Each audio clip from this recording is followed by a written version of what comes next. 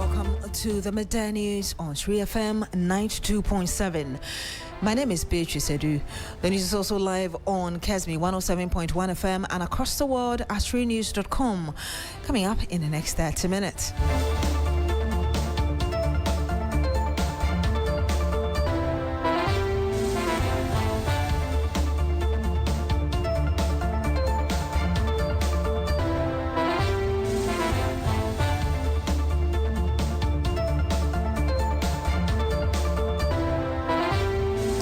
NIMOS arrests 2 Chinese nationals involved in illegal mining. We'll bring you details of that.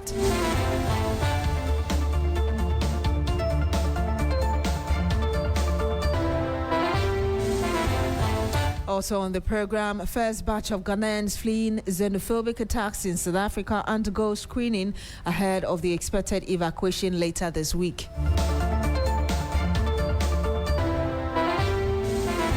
Much later on the program, Ghana remains on high alert despite not recording any case of Ebola. This afternoon, officials of the Ghana Health Service are assessing the nation's preparedness to deal with potential infections.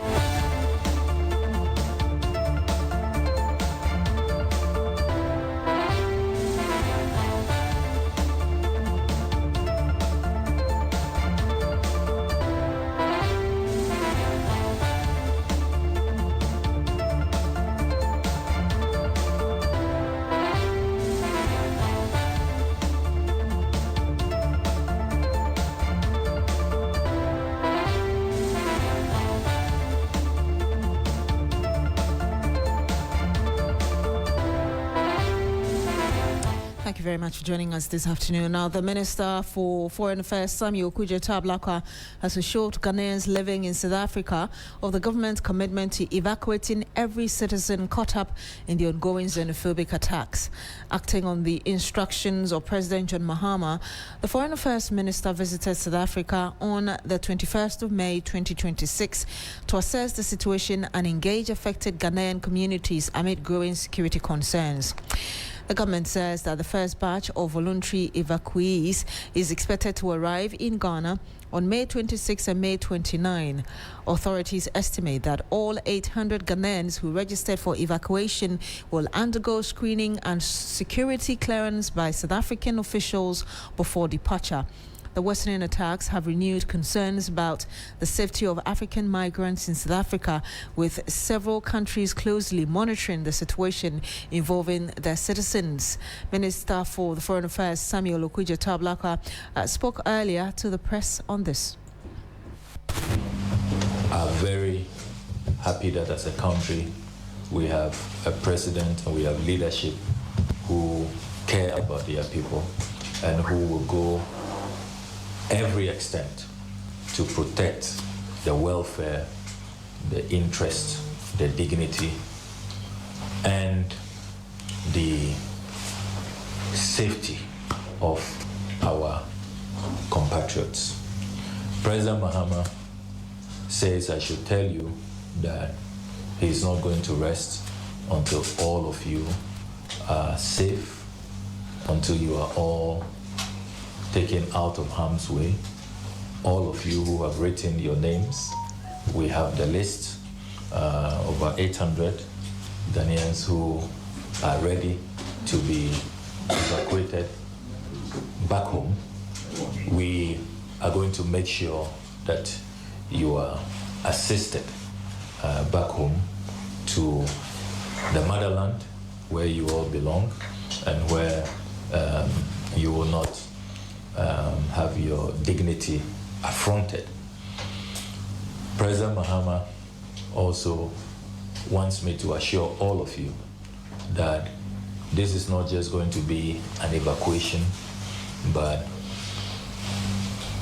everything that has to be done to make sure that you are fully reintegrated and that you are supported to be back on your feet again. Because for some of you, this became your second home, and you haven't been to Ghana in a while. You have been establishing yourselves here, you are running businesses here, you are pursuing your professions here, but to suddenly be relocated, not something you really planned for. It is only appropriate that we support you, give you the needed assistance so that you can build your lives back once you get back home. As you know, in Ghana, we are always ready to receive our own and to support our brothers and sisters to find their feet. So that will not be difficult at all. And he had the Foreign Affairs Minister Samuel Okudzeto Ablakwa. Meanwhile, more than 300 Ghanaians are currently undergoing screening at the Ghana High Commission in Pretoria ahead of the expected evacuation on Wednesday. Stephen Konedu, a Ghanaian journalist based in Pretoria, spoke to my colleague earlier on New Day.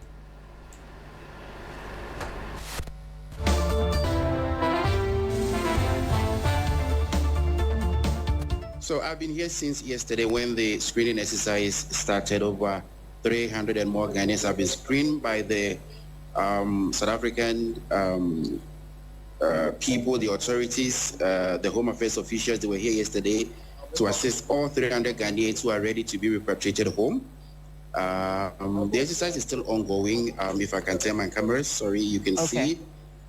Officials are here. This is the Ghana High Commission. A lot of Ghanaians who came from afar slept. The mission got them a place to sleep. And then their beds are in here. I can take the cameras there for you to see. So the exercise is still ongoing, like I did mention, and it's going on smoothly. 300 people, latest by Wednesday, will be in Ghana. When you say the exercise is ongoing, what exercise exactly? What's going on? So people need to be screened by the authorities from Home Affairs. Some people have expired visas, expired passport, and also we heard others came into the country from other sources, not through the OR Tambo International Airport. So all these people will have to be screened so that they will not be arrested at the airport. The mission has done so well to make sure that each and every Ghanaian who is ready to be repatriated wouldn't be facing any law when they get to the airport. So that's the screening that is ongoing at the moment. Okay. Now, let's talk about what's causing them to want to leave the country. I mean, we all saw those videos of verbal attacks, if you could say, physical attacks in some cases, preventing some of the children from going to school, etc. Detail some of the experiences that some of these Ghanaians have encountered in South Africa, making them want to leave the country at this point. After speaking to a few Ghanaians, what most of them are saying is that they are tired of staying in South Africa. Things are not working as planned, so they just want to leave. Others too said they are being attacked in their neighborhood, their workplaces, shops are being closed and all that. So it varies. Not everybody wants to leave because of the xenophobic attacks. Okay. Others are like, yeah, compare back home. They think it's better off home than being here. So not necessarily because of the current ongoing xenophobic attacks, but rather things are really not going on as planned. That's why they want to go back home. Have there been some who have been physically attacked? Few people have been attacked, yes. And you had Stephen Konedu, a Ghanaian journalist based in Pretoria, speaking to my colleague earlier, Bella Mundi. Let's speak to Serona Pamela Naktongma, an international law lecturer at the Ghana Institute of Management and Public Administration, on the implications of the attacks for African unity and regional cooperation, especially as the continent marks AU Day today. Good afternoon to you, ma'am. Thank you so much for joining us. Good afternoon, and good afternoon to all your listeners. Let me first get your impression of, what's happening in South Africa and, coinciding really with African Union Day. Well, I believe the xenophobic attacks in South Africa are quite, of concern where international law is concerned. They are not merely internal public incidents. They have an impact on international law where foreign nationals or asylum seekers or migrant workers are targeted because of their nationality or perceived foreignness. And these issues also raise human rights matters, consular protection and regional African law and all that. And there's also an element of state responsibility. So these matters in our contemporary times, as we're seeing now, I mean, they are quite worrying and of concern. There are people who argue that the fact that the South African government hasn't brought anybody to account is indicative of a subtle support of what's going on. What's your thought? Well, South Africa, I mean, may argue, or it would say that it has condemned the violence, it has directed law enforcement action, and then it has even stated that some of these incidents are isolated criminal acts. However, that may not be enough because South Africa, under international law, has a duty. It has a positive duty of due diligence to prevent, investigate, and punish any xenophobic, violent attacks on other people. So merely condemning it is not enough. We want to see action, more action. And this happening also on AU Day, like I did say earlier, does it suggest that the African Union as an organization perhaps is failing? Well, we can't isolate or we can't hinge failure on one incident. We wouldn't say it's failing, but we need to see more because these organizations are not merely diplomatic clubs. They also have a duty to promote cooperation, Pan-Africanism, human rights protection and all that. So we would like to hear more from the organizations, not weak responses or absolute silence. And having made that point, what kind of response do you expect of African leaders to what's happening in South Africa, which is also on the continent? Well, of course, there could be, cooperation talks to decide on what to do next. There was a time when issues like, apartheid was worrying. India made a complaint to the UN and it was tabled as a resolution for discussion. So African leaders can also do something similar, table the situation, the xenophobic attacks in South Africa, table it at a conference and discuss it and, find ways to abate the situation without, de-escalating it. We've had people say that South Africa has a responsibility. It doesn't look like over the years we've seen South Africa biting when it comes to holding its citizens accountable. Yes, they've handed it over to the security agencies, but the government needs to ensure that the security agencies do what ideally is expected of them. What, aside from what you've just spoken about, there are those who think that Africans must respond to this drastically as well, recalling the ambassadors, high commissioners, among others. What do you think of that? Hello? All right, it looks like we've lost her on the line, but you just heard Serona Pamela Naktoma, who is an international law lecturer at the Ghana Institute of Management and Public Administration, speaking to us about the xenophobic attacks in South Africa. And still on this, the government is today launching its new electronic, well, actually, it's a separate development, electronic visa system, a move authorities say is aimed at simplifying the visa acquisition process, boosting tourism, and improving investor access to the country. The e-visa platform is expected to allow travelers to apply for visas online without visiting Ghanaian embassies or consulate as part of broader efforts to digitize public services and enhance border management systems. The government says that the initiative will also help improve efficiency, reduce processing delays, and position Ghana as a more accessible destination for business and tourism. Martin Asiridate is with our Foreign Affairs desk. He joins us live on the line. Martin, what more can you tell us about this? Yes, good afternoon. And what we are being told at the moment is that in effective today, being the Africa Union Day, Ghana is joining about 6 countries to roll out the e-visa policy, which means that now all you need to do is to apply online. If you want to come to Ghana from any part of the world, just apply online and the decision will be made within 48 hours, which primarily means that if you are unlike other countries that could take about a week or 2 weeks, Ghana has shortened the wait period. And the reason, a major reason for launching this e-visa is to do away with the long queues that usually characterizes the visa application at the Ghana's embassies around the world. So this actually will definitely do away with all those queues and then the long wait period. In a period of 2 days, you will get to know whether your visa has been issued or not. Secondly, you do not have to submit your passport at the Ghanaian embassy, where usually what we know is that sometimes they will keep it for 3 to 5 days, sometimes 2 weeks before a decision is made. Everything has been digitized and expedited. So it means that just stay home, go online, apply. If you get it, you will get an email which says that your decision has been made. And then when it's time for you to travel, just pick your passport, your luggage. When you get to the airport, the immigration officer will just swipe it through and will be notified that, yes, this individual has a visa. So the visa is now digital. It is not going to be printed in your passport. The fee we are told at the moment is that it's going for $260. $260 for anybody that is applying to come to Ghana. And another important point to note is that Africans are exempt.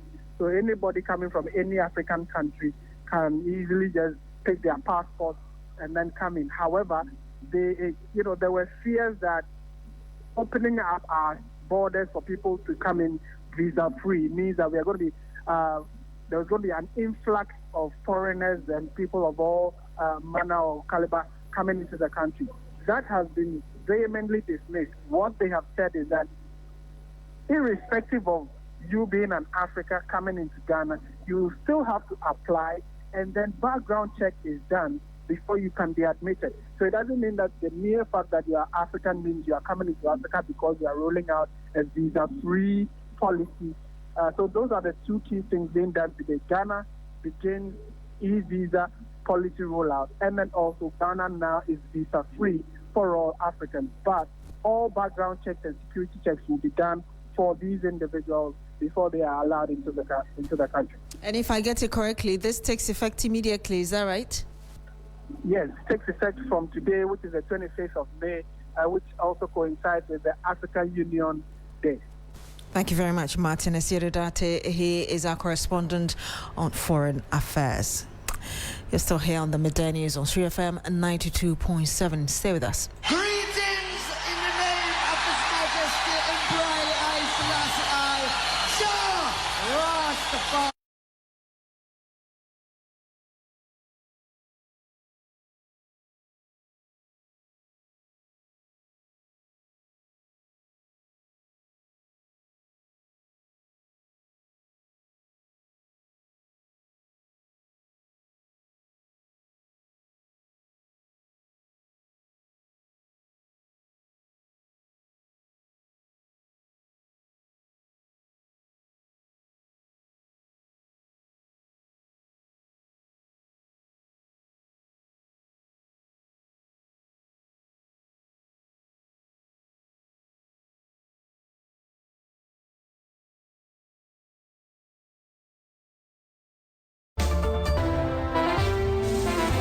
And you're still here on the Midday News on 3FM and 92.7, some 19 minutes past the hour of 12. Now, as Ebola cases continue to rise in parts of Central and East Africa, fears are growing over a possible cross-border spread across the sub-region. The latest outbreak in the Democratic Republic of Congo and neighboring Congo has heightened concerns among health authorities across West Africa, including Ghana, despite no confirmed case being recorded in the country so far. Health officials say surveillance at Ghana's borders in airport and seaport has been intensified, while infectious disease treatment centers are being accessed and prepared for any possible emergency response. Ghana Health Service officials are currently touring some treatment and isolation facilities to evaluate the country's preparedness level. Let's speak to Sarah Apenko, who is accompanying the team. She's also on the health desk. Sarah, if you can hear me, what have health officials identified so far as Ghana's preparedness challenge in the event of an Ebola outbreak?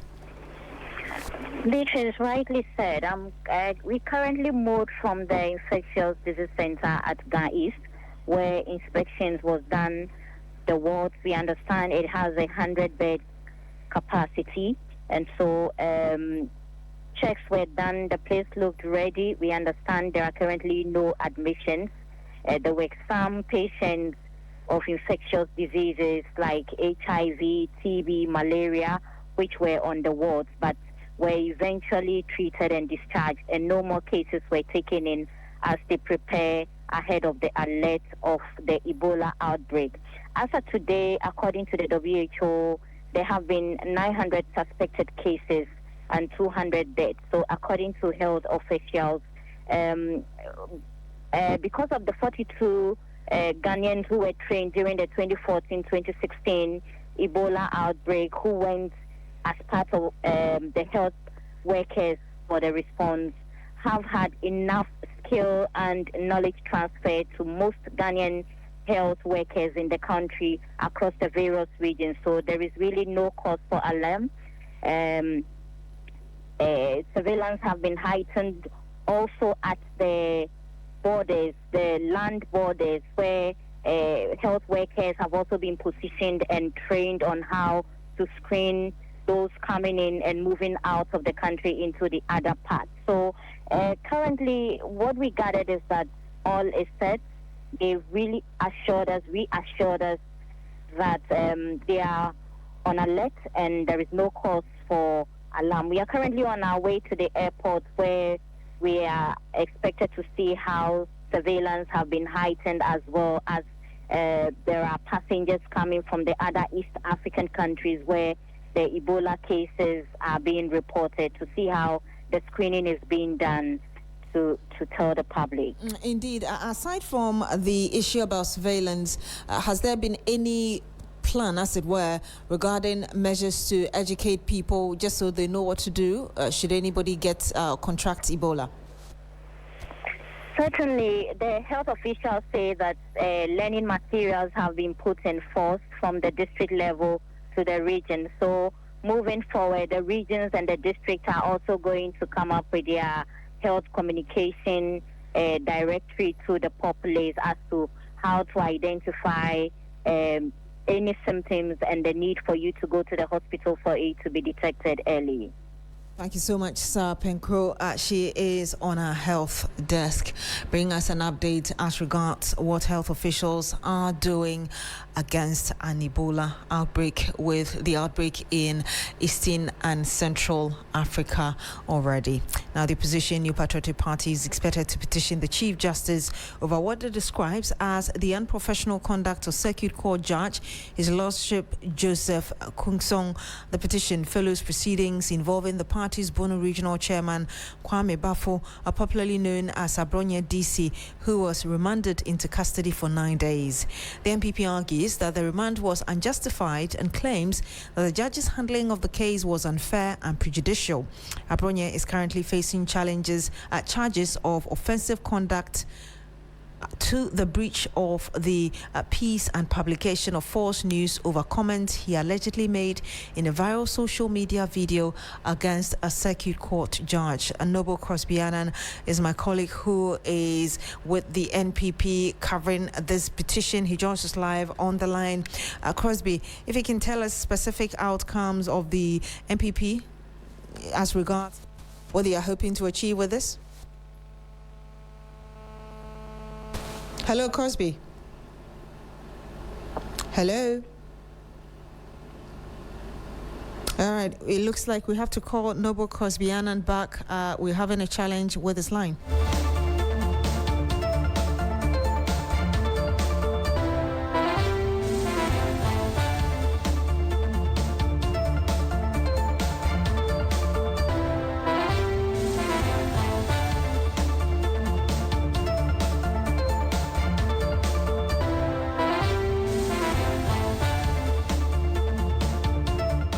Now, the Roads Minister governs Kwame Agboja has cautioned contractors who go to site only when they hear of monitoring and evaluation exercise to desist from such practice and show commitment to work. While commending some contractors for the level of work done, the minister insisted that contractors must be proactive in their work and ensure they deliver on schedule.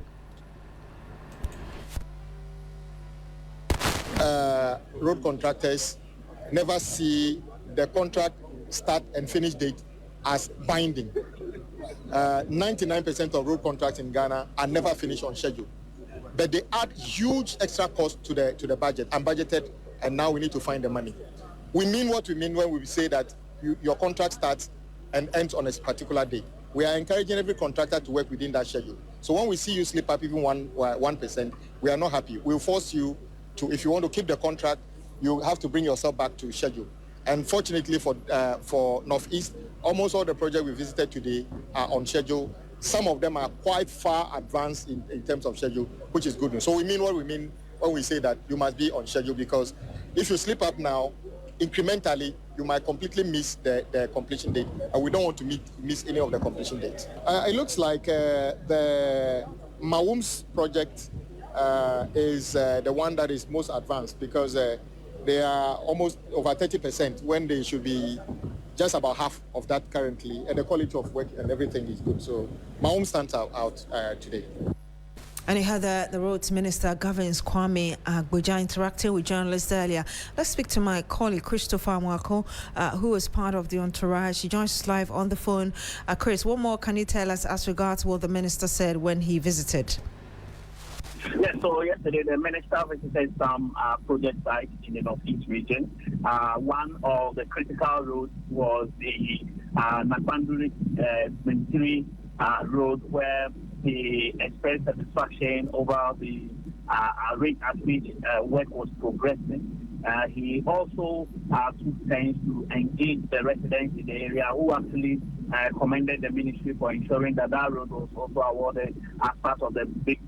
Now, this road is critical because it links the northern region to the northeast region. Now, another was the bridge that connects four regions, which he actually said that project was started around 2016 before the actual NDC administration under John Mahama 1 left office. And so when the NDC came for the past 8 years, they've done little on that particular bridge. And so for a government that knows the worth of continuity, they are going to ensure that the contractor who was on that road continues to ensure that he completes the bridge ahead of schedule. Now, he's also been advising contractors not to always wait until when the ministry is on a tour before they get to site to try to work on portions of the road. They should continue to work, even if it will take them to work 24 hours to ensure that work is completed.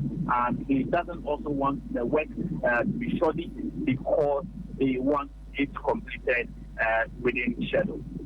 Thank you very much, Christopher Mwako. He's our correspondent in the northern part of the country. Now, the National Anti-Illegal Mining Operations Secretariat, NIMOS, through its Manso Dubia Task Force in a joint operation with the Blue Water Guard, has executed a pre-dawn enforcement raid at sanfo adiam in the Amansia East District of the Ashanti region.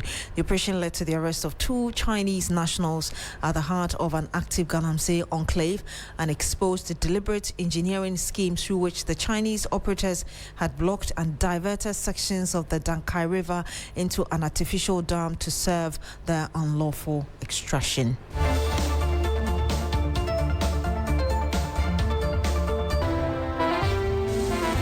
And that's it for the Midday News here on 3FM 92.7. My name is Beatrice Adu. Thank you very much for joining us this afternoon.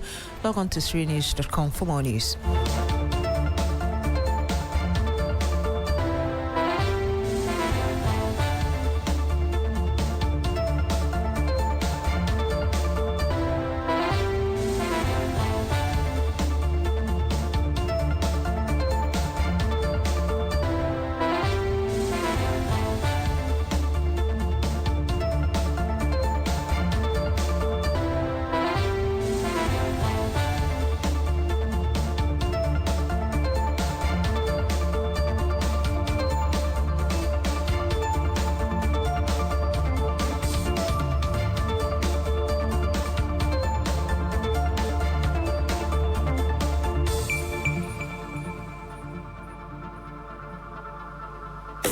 FM 92.7, Urban Lifestyle Radio Station.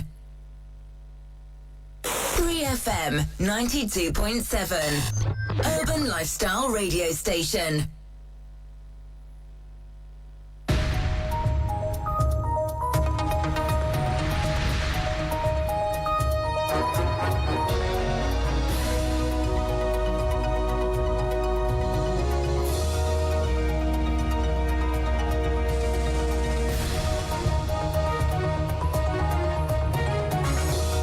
Hello there, good afternoon and welcome to Business Daily on 3FM 92.7. Coming up, CD plunges 10% in 2026, emerging as region's worst performing currency. Also, Ghana Revenue Authority warns foreign businesses to log books in English or face immediate tax audits. After we have visited, to know whether you are filing as we established. But once we see that that is not what is happening, then the audit will be immediate. Plus, Lands and Natural Resources Minister assures investors amid Takwa mine lease debate that there are no plans to nationalize mining assets. I am Michael Obodu. Details of these and many other stories lined up for you. Do stay tuned.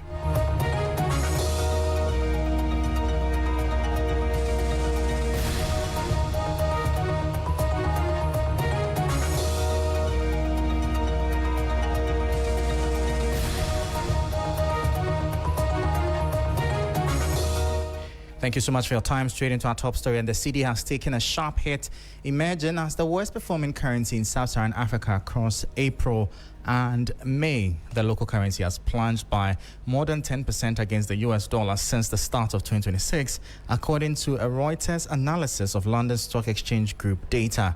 There's more in the following report. By the close of trading last week, the cedi weakened further to around 11 cedis 61 pesos to the dollar. This sudden slide exposes an uncomfortable paradox. Ghana's broader macroeconomic indicators actually look good. Headline inflation has dropped significantly to 3.4% as of April. Fiscal management has tightened and investor confidence is returning under an IMF-backed recovery program. Yet, the structural mismatch at the heart of the economy remains unresolved. Demand for foreign exchange is simply outstripping supply. Traders attribute the steady decline in the strength of the cedi to relentless corporate demand, particularly from energy-related firms and heavy importers scrambling for dollars to meet offshore payment commitment and restock inventory. The consequences for local businesses and consumers are immediate, as import-dependent sectors buy dollars above official market rate. Operational costs are spiking. This revival of imported inflation threatens to feed directly into the pricing of fuel, pharmaceuticals, food and machinery. For the Bank of Ghana, this complicates an otherwise successful monetary policy path.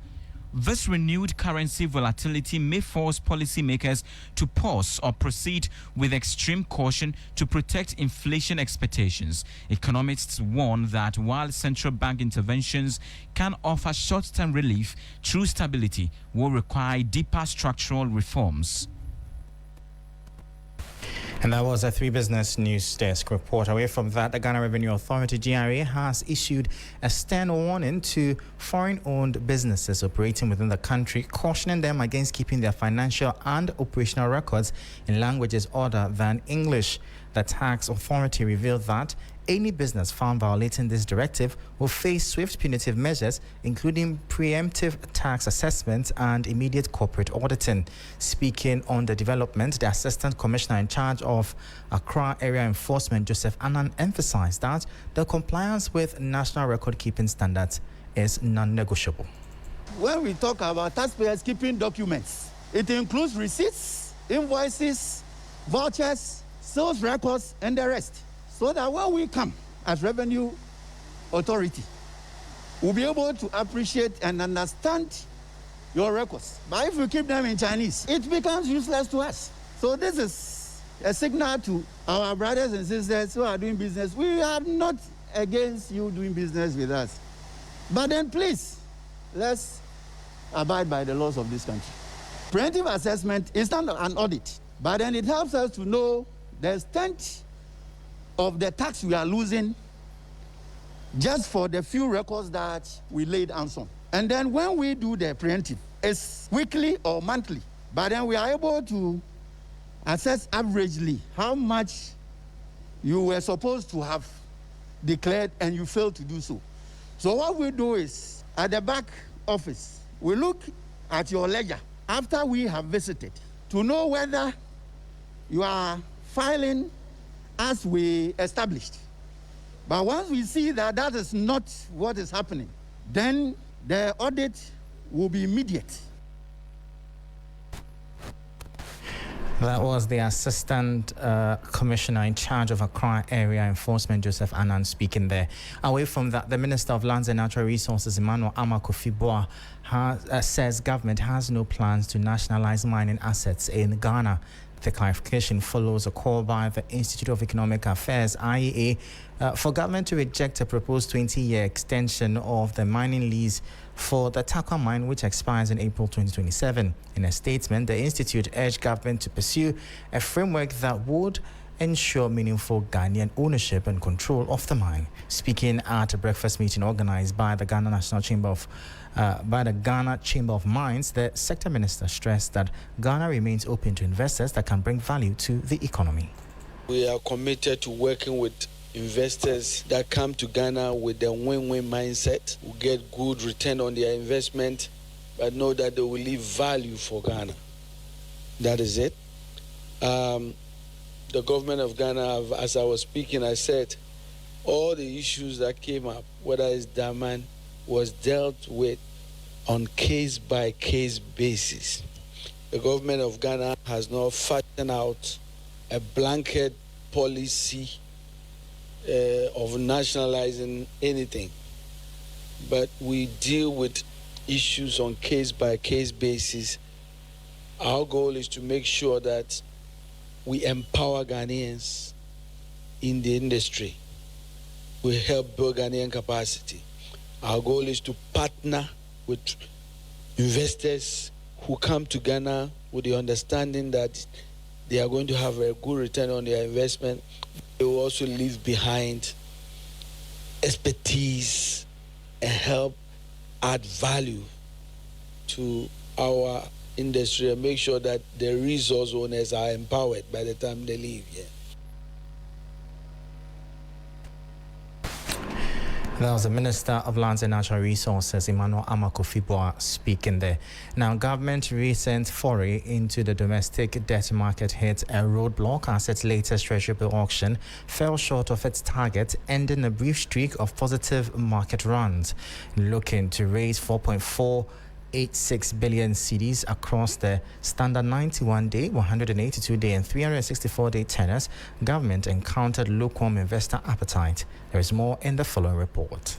Total public bids came in at 4.221 billion cedis, resulting in an undersubscription auction. Out of the submitted bids, the state ultimately accepted 3.934 billion cedis. Government fell short of its auction target by 264.86 million cedis. This setback spoils government's bid to secure a third consecutive oversubscription. The market had only recently broken out of a grueling 7-week undersubscription streak about 3 weeks ago, pointing to lingering tight liquidity conditions or shifting investor preferences in the domestic capital market. The 91-day bill proved to be the most popular, pulling in bids worth 2.526 billion cedis, with government accepting 2.511 billion cedis at a yield of 4.91%. The 182-day bill received 877.72 million cedis in bids, with the state locking in 723.5 million cedis at an interest rate of 7.04%.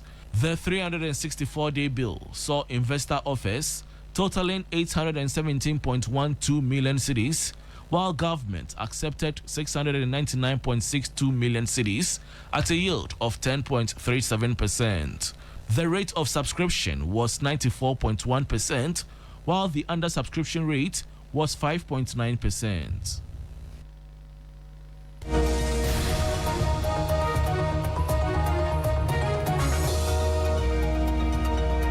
And And that was a 3 Business News Desk report, and that's how we end today's edition of Business Daily here on 3FM 92.7. For more stories, please check out our website. It's 3news.com/business. I am Michael Obodu. Thank you for tuning in. As always, please stay safe.